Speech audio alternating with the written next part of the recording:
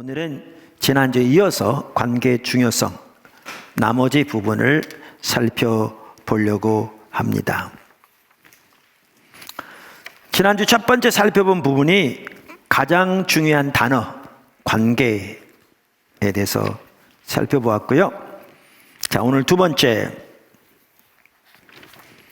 하나님과 나와의 관계, 그리고 다른 사람과 나와의 관계가 서로 분리되지 않습니다. 하나님과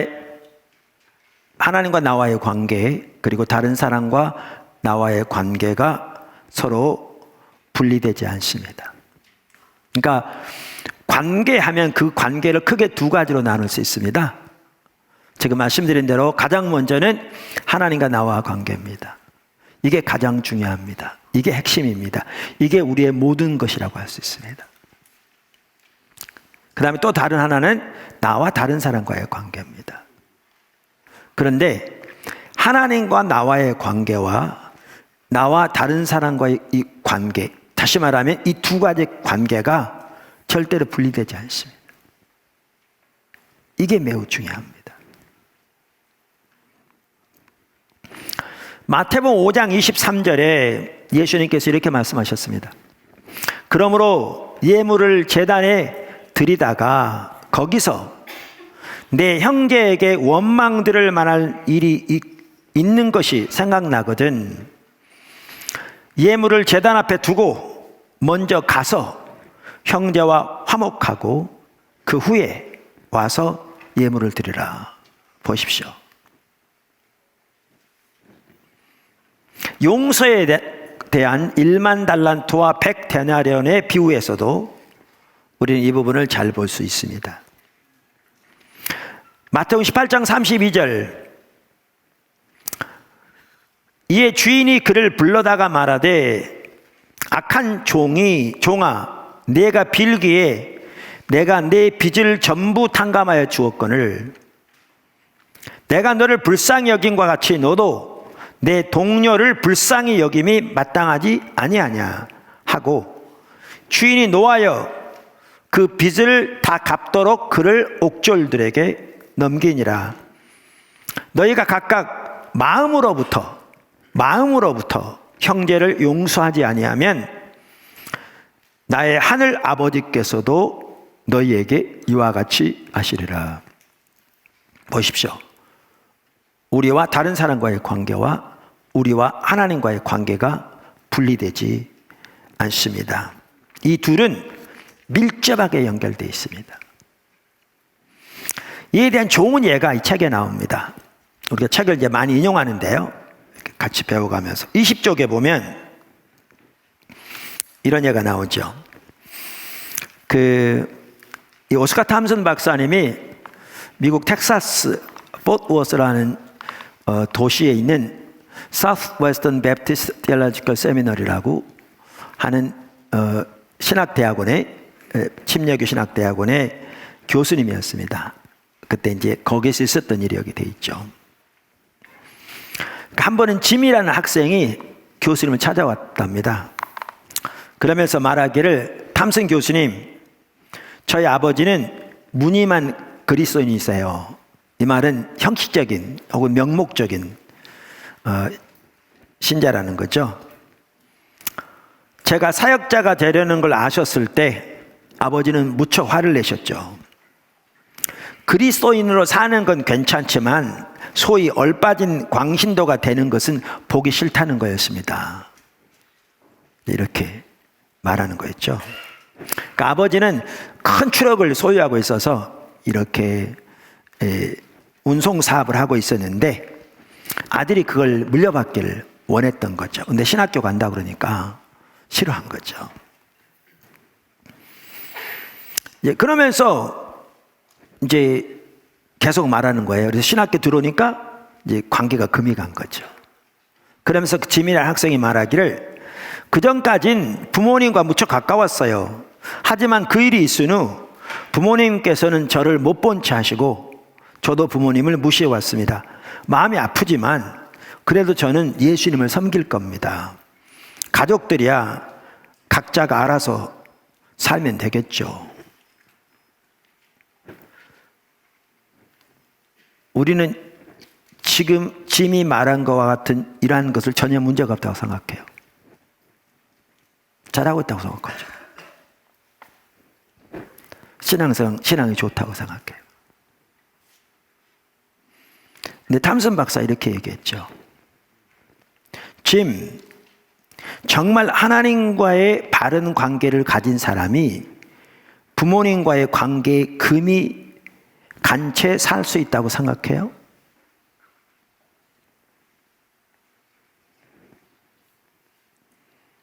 짐은 부모님의 필요를 채워드려야 해요. 부모님을 사랑해야 합니다. 그랬더니 맞는 말씀입니다. 근데 어떻게 할지 모르겠어요. 그런 거죠. 그래서 이렇게 말한 겁니다.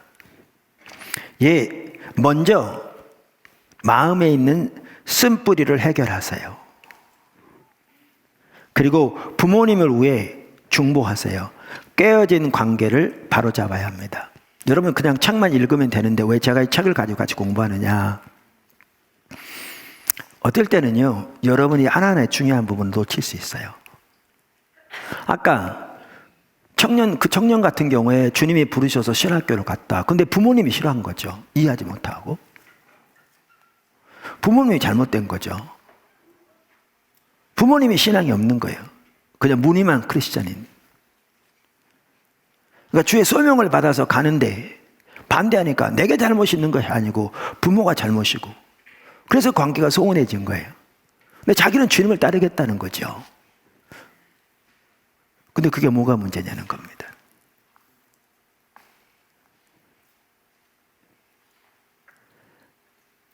그리고 여기에 이 오스카 탐슨 박사가 참 잘 지적하고 있는 게, 먼저 마음에 쓴뿌리를 제거해야 한다. 여러분 이거는요 매우 중요한 말입니다. 이거는 개인과 개인 관계에서도 그럴 수 있고요, 어떤 사람들 무리에 대해서도 그럴 수 있고요, 지역이나 나라에 대해서 그럴 수 있고요. 예를 들면 여러분이 어떤 나라에 대해서 여러분 마음에 불편한 마음을 가지고 편견을 가지고 있으면서 하나님이 여러분을 그 나라 사람들을 위해 사용하실 것 기대하지 마십시오. 이거부터 고쳐야 합니다.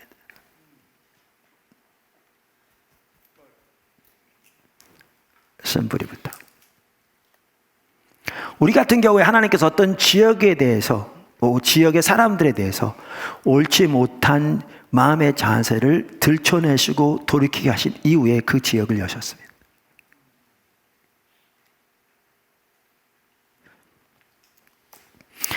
제가 과거에 어떤 나라에 어떤 그룹의 사람들을 섬기러 갔습니다. 근데 제 눈에 하나님께 합당치 못한 인본주의적인 게 너무나 많이 보였습니다. 그리고 그러한 것들이 반복적으로 보였습니다. 그래서 제 마음속에 그분들에 대해서 한꺼풀 접어놓은 그런 자세를 가지고 있었습니다. 근데 주님이 그 자세가 잘못되었음을 들추셨습니다. 잘못된 겁니다. 죄입니다.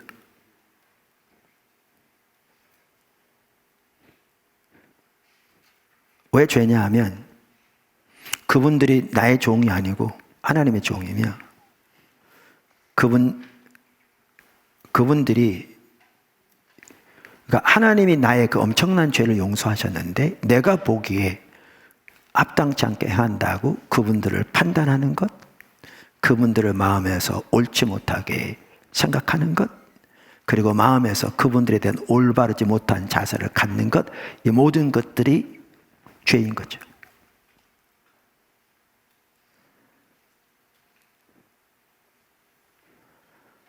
그래서 회개하고 돌이키게 하셨습니다. 이런 부모님들이 자녀들에 대해서, 이러면 자녀들이 부모의 눈에 보기에 올바로 안 하는 거죠. 그것도 반복적으로. 나름대로 부모가 자녀들을 올바로 하려고 노력하는데도 전혀 말을 듣지 않고 올바로 하지 않는다. 그러면 자칫 잘못하기 쉬운 게 뭐냐면 우리 마음에 자녀에 대한 쓴뿌리가 생기기 쉽습니다. 쟤는 안 돼. 쟤는 항상 저 모양이야. 그리고 그런 자세를 가지고 기도로 나간들, 그건 기도하는 게 아니고 저주하는 겁니다. 하나님, 저놈 어떻게 해서 좀 축복하는 게 아니죠. 이거부터 고쳐야 합니다. 남편과 아내 사이도 마찬가지입니다. 적지 않은 사람들이 이러면 남편에 대해서 마음이 타고 어려워하고 또 아내에 대해서 그런 사람도 있고 부모 자식도 마찬가지인데, 그러면 하나님 앞에 기도로 나옵니다. 주님 도와달라고 말합니다. 또 주변에 기도도 부탁합니다. 문제는 뭐냐면 자기 속에 있는 쓴뿌리를 전혀 돌이키지 않고 나오는 거죠. 그러면서 이제 그 짐이라는 그 청년이, 그러니까 이제 수업 시간 들어와서 이제 동료들에게 기도도 부탁하고 이제 이렇게 기도한 거죠. 하나님 아버지, 저의 아버지가 하나님을 아시는지조차 저는 알 수 없습니다. 그러나 부모님에 대한 저의 태도가 잘못되었음을 고백합니다. 제 태도를 용서해 주시고 제가 부모님의 필요를 채워드릴 수 있도록 도와주세요. 그리고 부모님에게 편지를 씁니다. 자신의 쓴뿌리와 깨어지는 관계에 대해서 용서를 구한 거죠. 앞으로도 나누고 과거에 나눴지만 상대방이 이렇게 했기 때문에 내가 이렇다라고 말하는 게 아니라, 상대방은 그분과 하나님과 관계니까 하나님께 맡기고, 문제는 그분에 대한 나의 자세의 잘못된 부분을 용서를 구한 거죠. 지금 말하는 쓴뿌리부터 시작해서. 그리고 편지를 붙였습니다. 여러분 내용은 잘 아시지만 편지가 아버지에게 도착하기 전입니다. 하루는 전화가 온 거죠. 아버지가 트럭을 운전하니까 미국 전국을 다니는데 달라스를 지나가는 길이 있었습니다. 그 학교에서 한 30마일 떨어진 도시인데, 그러면서 너를 좀 보고 싶은데 가도 되겠냐고. 그래서 만나러 온 거죠. 책에 이렇게 써 있습니다. 토요일 오후 대형 트럭 한 대가 짐의 기숙사 앞에 멈춰 섰다. 그리고 기숙사 문을 나서자마자 짐은 눈물을 흘리며 서 있는 아버지를 보았다. 짐, 하나님과 나의 관계는 분명 잘못되어 있다. 나 좀 도와줄 수 있니? 라고. 하나님과의 관계가 회복되어지는 것이 상대방에 대한 하나님의 은혜가 상대방이 흐르는데도 매우 중요한 요소입니다. 매우 중요한 요소입니다. 말씀드린 대로 우리는 이런 부분에서 너무나 가려져 있습니다. 전혀 자신을 보지 못합니다. 그 쓴뿌리를 전혀 돌이키지 않습니다. 자신 속에 있는 죄악을 보지 못합니다. 그리고 기도한다고 하는데 실제로 그 기도는 전혀 축복의 기도가 아니고 그런 자세와 태도로 남아있는데, 그런 사람을 통해서 하나님의 은혜가 상대방에 흘러갈 수 없습니다. 이와 같이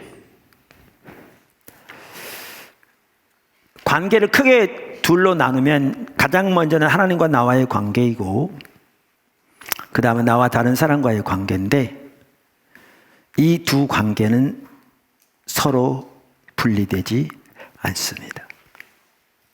그 두 관계는 매우 밀접하게 연관되어 있습니다.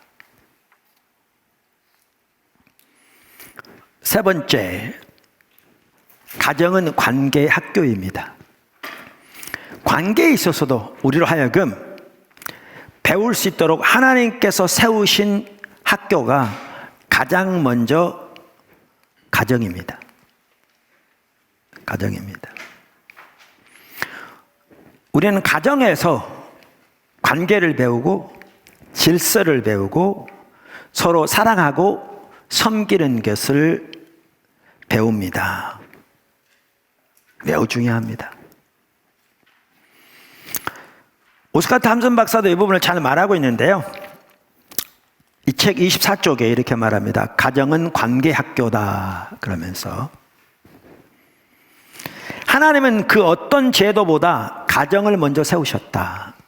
왜냐하면 창세기에 보면 인간을 창조하시고 가장 먼저 세우신 제도가 가정이거든요. 가정은 하나님이 우리에게 관계의 신성함과 관계를 세우고 키워나가는 방법을 가르치시는 기본적인 제도다. 가정은 관계를 가르치기 위해 창조된 유일한 제도이며 이것이 실패할 경우 아이는 평생 동안 정신적, 정서적, 영적 절름발이가 된다. 하나님의 주권 아래 있는 가정은 남편과 아내, 부모와 자녀, 형제, 자매 간의 관계를 배우는 곳이다. 여기 이제 중요한 게 하나님의 주권 아래 있는 가정은, 이게 이제 다음 주에 살펴볼 내용인데요. 또한 사람이 사랑하는 법을 배우고 필요를 채워주는 법을 배우는 곳이다. 혼자서는 아무것도 할 수 없는 아기를 돌보며 부모는 성숙해지고 사랑하며 필요를 채워주는 법을 배우게 된다.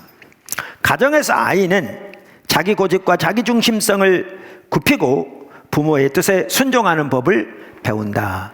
가정 안에서 죄의 뿌리인 이기심은 관계를 맺는 과정에서 다른 이들의 필요를 채워주는 절제로 성숙해진다. 하나님은 관계를 가르치는 학교로 우리 가정을 지으셨다. 이 세상에서 두 인간 사이에 가장 살갑고 가장 가깝고 가장 친밀한 관계는 부부관계여야 한다. 친밀한 부부관계를 통해 우리는 자녀들에게 관계를 가르친다. 한마디로 가정은 관계의 학교다. 제가 지난주에도 나눴는데 목회하면서 처음 교회를 개척해 섬기고 보도남 교회가 두 번째 제가 개척한 교회인데 개척해 섬기면서 영적 전쟁을 3번 치렀다고 그랬잖아요. 3번 다 뭐가 핵심이었다고요? 관계였어요. 하루는 설교를 하고 이제 기도 사역 시간인데 그때는 뭐 찬양 인도자 따로 없으니까 제가 찬양을 인도했죠.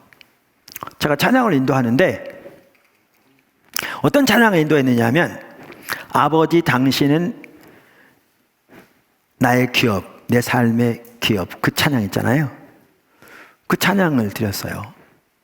드리고 있는데 여기서 목사님이 저에게 가까이 오더니 그러더라고요. 제 귀에 대고 혹시 아버지하고 관계가 문제가 있으세요? 그러더라고요. 근데 그때 저희 아버지 이미 돌아가셨거든요. 그래서 아니 그런 게 없었는데요.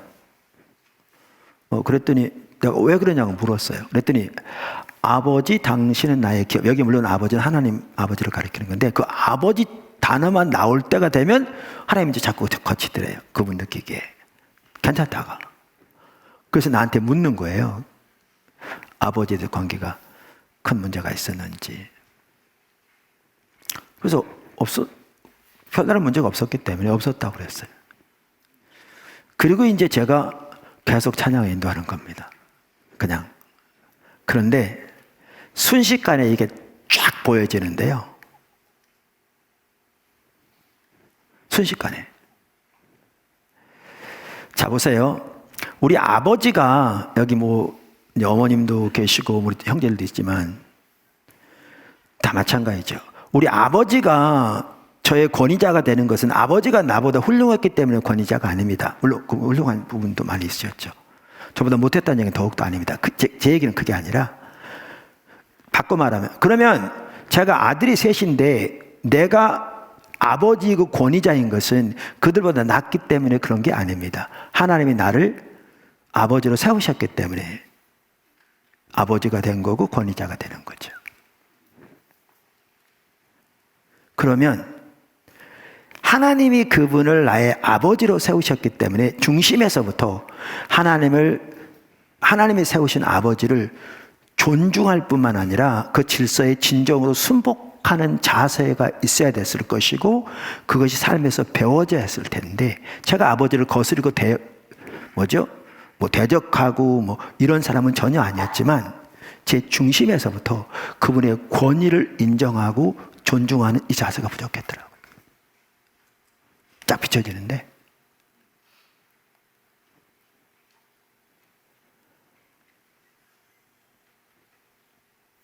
거기에는 아마 이런 부분도 있었던 것 같아요. 왜냐하면 제가 어렸을 때는 시골에 계실 때는 공무원으로서 이렇게 수고하시면 잘 사셨는데 또 아들은 아버지 입장을 잘 모르잖아요. 일찍 서울에 올라와서 직장이 없으니까 집안의 생활을 꾸려가지 못하신 겁니다.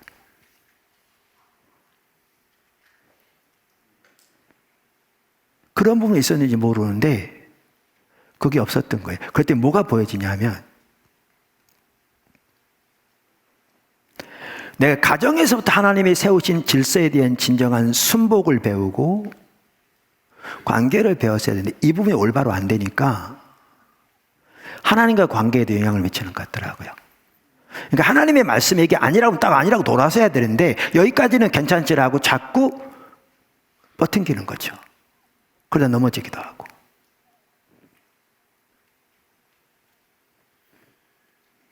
그랬더니 뭐까지 보여지냐면 내가 하나님의 권위 앞에 올바로 못 서니까 이 권위적인 부분에서 영적인 통로가 열려져 있는 거죠.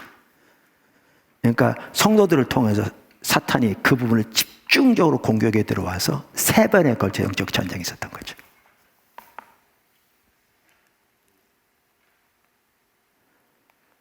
제가 찬양하는데요, 이거 쫙 보여지는데 정말 힘들더라고요. 하나님, 제가 잘못했습니다. 회개하고 돌이키고. 그래서 제가 기도사역 시작하면서 우선 나 먼저 이 목사님한테 가가지고 나를 좀 이렇게 쭉 얘기하면 기도해달라 그랬더니 그분이 자기 못하겠다고 그러더라고요.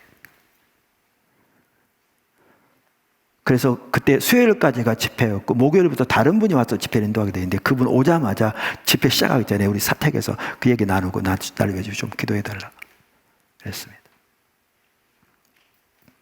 그것 때문에 그러는지는 주님 앞에 가야 알겠지만 그 사건 이후로 교회에서 아까 말한 대로 그런 질서를 그걸 틈을 타서 영적으로 대규모 공격이 있어서 교회에 어려운 적은 단 한 번도 없었습니다. 딱 끝났습니다.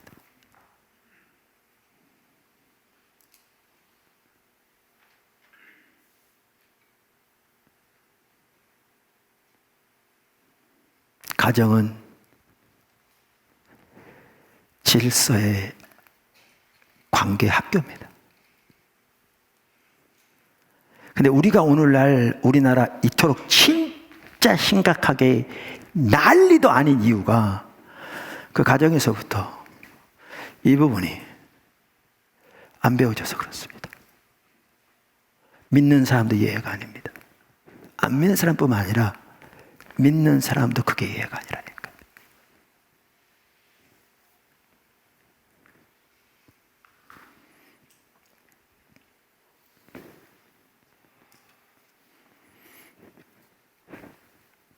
가정은 관계의 학교입니다. 4번째, 그리스도의 몸, 교회죠. 교회는 하나님의 병원입니다. 교회는 하나님의 병원입니다. 저는 교회의 기능 중에 하나가 병원이라고 생각합니다. 그래서 우리가 오이코스는 그래가지고 이렇게 여러분 홈페이지도 나오잖아요. 그러니까 이제 다른 데는 셀이라고 그러는데 우리는 그걸 오이코스라고 그러는데 셀이 그러면 세포잖아요. 그런 세포면 이 조그마한 세포, 우리 몸에 100조 개인가 세포가 있다고 그러잖아요.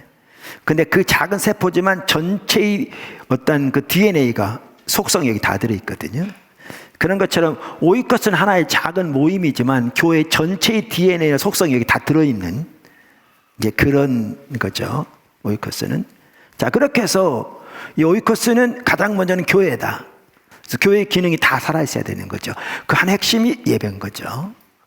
왜냐하면 세포 하나가 교회, 그러니까 그 몸의 전체 특성을 다 가지고 있듯이 오이코스 하나하나가 교회 전체 특성을 다 가지고 있어야 되는 거죠. 그런 의미에서 교회인 거죠. 교회인 거죠. 그 다음에 오이코스를 말할 때 가족이라. 네. 교회 전체가 가족이지만 소급으로 무엇보다 가족이고 그 다음에 훈련소라. 실제적인 영적인 훈련이 되어지는 것이죠. 그 다음에 병원이라. 그 다음에 산부인과라. 산부인과는 영혼들, 그러니까 육신의 사람이 태어나는 것처럼 거기서 전도되고 영혼이 태어나는. 근데 사실 그래서 오이코스가 그럴 뿐만 아니라 교회의 기능 중에 하나가 병원입니다. 믿으십니까? 그런데 병원이 가장 중요한 치유 중에 하나는 관계의 치유죠. 그러니까 관계의 치유를 위한 병원이기도 합니다. 자, 그럼 관계 치유에서 가장 핵심은 하나님과 우리와의 관계를 치유하는 것이죠. 이것이 교회의 가장 핵심적인 임무 중에 하나잖아요. 이게 올바로 안 일어나면 그건 전혀 교회에서 역할을 안 한 거죠. 그래서 가장 먼저 교회는 관계의 치유에서 핵심인데 하나님과 우리와의 관계를 치유하는 병원입니다. 근데 더 나아가 교회는 사랑과 사랑과의 관계를 치유하는 병원입니다. 그게 하나님이 의도하신 교회의 모습입니다.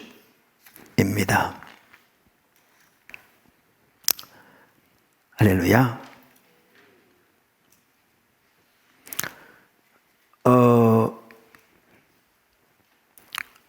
그런데 우리가 여기 지금 그럼 먼저 제가 책을 먼저 좀 읽어볼게요. 이 책에 또 똑같은 얘기를 하고 있어요. 26조 보면요. 관계 회복 그러면서 이렇게 말해요. 관계의 문제를 해결할 수 있다면 이 땅의 이혼, 전쟁, 노사 갈등이나 분쟁이 발붙일 수 없을 것이다. 이 세상에 있는 관계의 문제들을 해결하면 인류의 가장 복잡하고 힘든 문제가 해결될 것이다. 바른 관계를 통해 부부 사이가 견실해지고 가정이 안정되며 사업이 성공하고 교회의 사역이 제대로 움직이며 정부가 선정을 펼치고 국가가 강력해지기 때문이다. 그러면서 그리스도의 몸인 교회는 관계의 병원이라는 겁니다. 관계의 병원이라는 겁니다. 하나님은 우리의 필요를 채우기 원하신다. 그리고 하나님은 그리스도의 몸 안에서 우리와 아름다운 관계를 맺으신다. 하나님은 그분이 우리를 사랑하셨듯이 그리고 사랑하시듯이 우리가 서로 사랑하기를 원하신다. 또한 그리스도의 몸을 통해 즉 교회를 통해 우리의 필요를 채우사 우리 모두가 건강하게 움직이는 몸의 건강한 지체가 되기를 바라신다. 할렐루야. 그러므로 우리에게는 서로가 필요하다. 예수님은 우리의 가장 깊은 필요를 채워주시기 위해 이 땅에 오셨다. 이 땅을 구속하여 자신에게로 돌리시기 위해 십자가에서 죽으셨다. 그분은 하늘로 올라가셨고 믿는 이들의 몸된 교회를 성장시키고 견고하게 하시기 위해 육신의 몸을 떠나셨다. 교회가 관계를 치유하는 병원입니다. 그런데 여기 핵심이 그겁니다. 자, 가장 먼저 관계가 핵심이 뭐라고요? 하나님과 나와의 관계. 그러면 언제 하나님과 나와의 관계가 회복됩니까? 언제? 철저하게 우리가 십자가 복음의 삶을 살 때. 거기 핵심이 하나님의 얼굴을 집중적으로 구할 때. 그때 회복됩니다. 그래서 우리 모든 지체들이 이 코로나 시대에도 적극적으로 하나님을 알기를 추구하고 철저하게 십자가 복음의 삶을 살기를 추구해야 합니다. 그렇게 될 때 우리 안에 하나님의 생명과 은혜가 넘치게 됩니다. 포도나무 교회가 처음 세워질 때부터 사람 숫자적으로 성장을 우리 추구하지 않았고요. 철저하게 십자가 복음의 삶을 살기를 추구했습니다. 우리가 비록 넘어지고 부족하고 하나님의 기준에서 한없이 부족할지 몰라도 철저하게 하나님의 얼굴을 구하며 십자가 복음의 삶을 살기를 추구했습니다. 지금 그 태백에 가서 사역하시는 매우 귀하게 잘하고 계시죠. 권정욱 목사님 사모님이 그 당시에 그러더라고요. 저에게 성도를 쭉 돌아보면서 목사님, 우리 교회 가정들 중에 회복되지 않은 가정이 단 한 가정이 없네요. 그러더라고요. 주님의 얼굴을 구해요. 왜냐하면 우리가 주님을 찾을 때 주님 우리의 만담만 되시다. 그러니까 주님을 찾는다면 하나님 그분을 알기를, 그리고 그분을 뜻을 알아 그 가운데 함께 하기를 구해서 주님을 집중적으로 구하는 것이니까요. 그렇게 하는 가운데 우리는 오직 은혜로, 오직 믿음으로, 오직 십자가로, 오직 성령으로만 살 수 있으니까요. 철저하게 하나님의 말씀에 토대해서 그 삶을 살 때 하나님과 관계 회복되어지고 하나님의 모든 생명과 우리의 삶 속에 넘치는 것이죠. 그리고 우리가 그렇게 먼저 회복되어져야 우리가 상대방을 아까 말한 대로 사랑으로 섬길 수 있는 것이 비로소 가능해지는 것이죠. 그러다 보니까 가정들이 회복되지 않은 가정이 하나가 없을 만큼 그 당시에 하나님 회복시키시는 거죠. 지금 포도나무교회 25주년 됐는데요. 포도나무교회에 있으면서 이혼한 가정 거의 없습니다. 아주 작은 소수를 빼놓고는. 어떤 가정사역 하는 분이 제 얘기를 듣더니 이 자체가 기적이라고 그러더라고요. 오늘날 이 시대에. 왜요? 하나님을 구하니까요. 제가 신혼부부들 이렇게 가끔 얘기를 하거든요. 그러니까 주례를 자주 서잖아요. 신혼부부들 자주 생겨야죠. 예. 네, 많이 생기기를 축복합니다. 그런데 신혼부부들에게 이렇게 이런 얘기를 합니다. 먼저 하나님 중심적인 삶을 살아라. 왜냐하면 하나님 중심적인 삶을 살 때에 거기에 진정한 행복이 있습니다. 저는 교회에서만 어려서부터 자랐습니다. 그러다 보니까 쭉 들어오기를 우리의 인생의 목적은 하나님의 영광을 위한 것이다. 이런 얘기를 들어다 보니까 그게 당연한 걸로 알았죠. 근데 한 번은 그 가정사역인가 이런 사역을 하신 분이 우리 이웃초청장제 강사로 오셔서 인생의 목적이 뭡니까? 그러면서 행복을 쭉 찾는 것이잖아요. 그러더라고요. 그래서 저는 너무나 낯설었습니다. 근데 안 믿는 사람들이 인생의 목적으로 여기는 것이 행복을 찾는 겁니다. 행복 추구권이라는 말도 있죠. 근데 여러분 아십니까? 행복은 행복을 추구한다고 오지 않습니다. 하나님 중심적인 삶을 살 때 가장 행복합니다. 하나님의 의도하신 삶은 하나님의 중심적인 삶입니다. 창세기 1장부터 요한계시록 마지막 장까지 하나님의 의도하신 신앙생활도 철저하게 하나님 중심적인 삶입니다. 그리고 하나님 중심적인 삶에 하나님의 모든 생명이 넘칩니다. 목회는 사람을 상대하는 거잖아요. 제가 포도나무 교회만 해도 지금 25년째 목회하고 있잖아요. 그러니까 수많은 사람들을 보는데요. 제 자신도 그렇고 성도들 삶을 보아도 하나님 중심적인 삶을 살 때 가장 행복합니다. 그러니까 저는 부부들에게도, 신혼부부들에게도 하나님 중심적인 삶을 살라고 그럽니다. 왜? 하나님 중심적인 삶을 살며 철저하게 십자가 복음의 삶을 통해 하나님의 얼굴을 구하는 삶을 살 때 하나님과의 진정한 관계 회복될 때 거기에 진정한 기쁨도, 삶의 만족도, 삶의 목적도, 삶의 의미도, 삶의 감격도 있습니다. 그러면 각자가 그렇게 주님 안에서 하나님의 은혜와 생명이 넘치는 삶을 살면서 그 토대 위에서 그 하나님의 사랑으로 서로를 사랑하고 서로를 섬길 때 이거보다 행복한 가정이 없지요.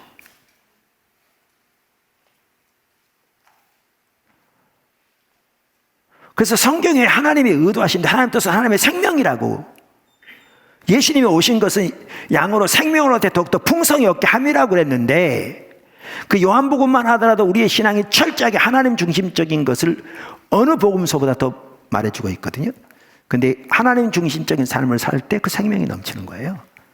개인에게건, 가정에건, 교회에건, 사회에건, 국가에건, 세계에건, 직장에건, 어느 곳이든지. 자, 그런데 또 제가 신혼부부들에게 권면하는 게 또 하나 있습니다. 하나는 금방 말씀드린 대로 하나님 중심적인 삶을 살아라. 이게 가장 행복하다. 그러면 두 번째 뭐라고 그러냐면 하나님 중심적인 교회 아래 머물러 있으라. 이렇게 말합니다. 하나님 중심적인 교회 안에 머물러 있으라. 우리가 오이코스를 처음 시작할 때요,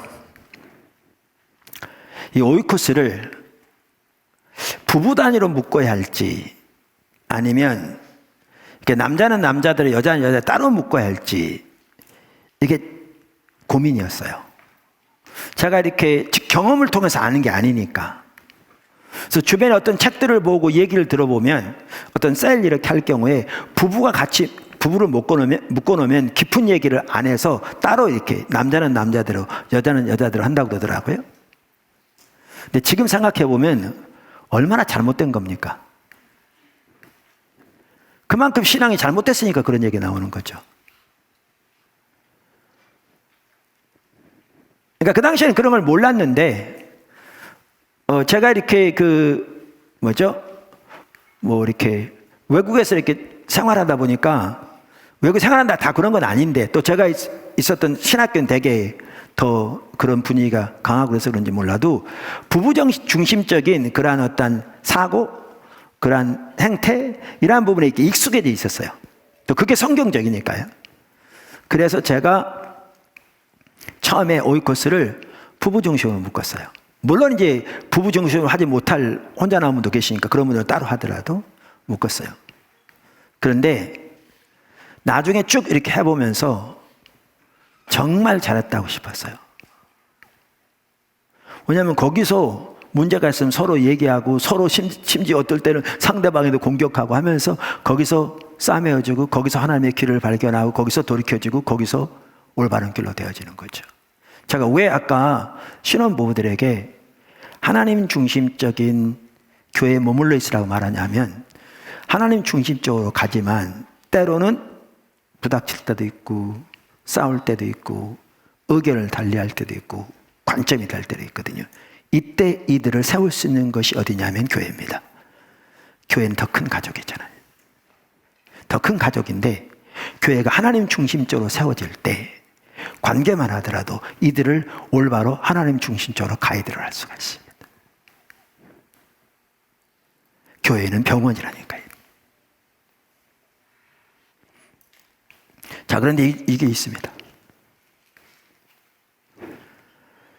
여러분, 요즘 코로나 때문에 요즘 병원 그런데 사람들이 환자들이 넘쳐서 병원에 몰려오는데 병원의 의사들이 자기들이 병이 들어가지고 환자들을 전혀 치유해 주지 못할 뿐만 아니라 자기들도 치유하지 못해서 그렇게 있다면 그 병원은 어떻게 되겠습니까? 근데 심각한 게 뭐냐 하면 오늘날의 교회가 너무나 많은 경우에 그런 상태에 있습니다. 병원은 관계만 하더라도, 그러니까 교회는 관계만 하더라도 관계를 치유하는 병원이 되는 게 하나님의 의도인데 교회가 하나님 중심적으로 서지 못하면 성도들 사이의 관계가 심각하게 무너져 있는 거죠. 오늘날처럼 너무너무 심각하게 무너져 있는 겁니다. 그리고 안 믿는 사람들은 관계가 무너지면 술 한잔 하면서 풀기도 하는데 믿는 사람들은 관계 무너지면 회복하는 방법 자체를 모르는 거죠. 그러면서 교회를 떠나서 방황만 하는 거죠. 이 교회 갔다 저 교회 갔다. 문제는 자기에게 있는데 지난주에 나는 것처럼 평생 순례자가 되는 거죠. 전혀 빚어지지 않고. 이게 현실입니다. 왜요? 하나님 중심적이 아니니까요. 하나님 얼굴을 구하지 않으니까요. 십자가 복음의 삶을 살지 않으니까요. 오직 하나님 말씀의 토대에서 오직 은혜, 오직 믿음, 오직 십자가, 오직 성령의 삶을 살지 않으니까요. 그래서 이번 이 관계 중심 전도 시리즈를 통해서 하나님께서 우리에게 그렇게 강력하게 촉구하시는 바, 내가 철저하게 하나님 중심적으로 하나님 찾는 가운데 설 뿐만 아니라 가장 가까운 관계에서부터 사랑으로 섬겨서 우리의 모든 관계 안에 하나님의 생명과 은혜가 넘치는 그 복된 삶이, 그리고 다른 사람들도 그렇게 그들의 모든 관계 안에 하나님의 생명과 은혜가 넘치도록 섬기는 그 자리로 나갈 수 있게 되기를 주님의 이름으로 축원합니다.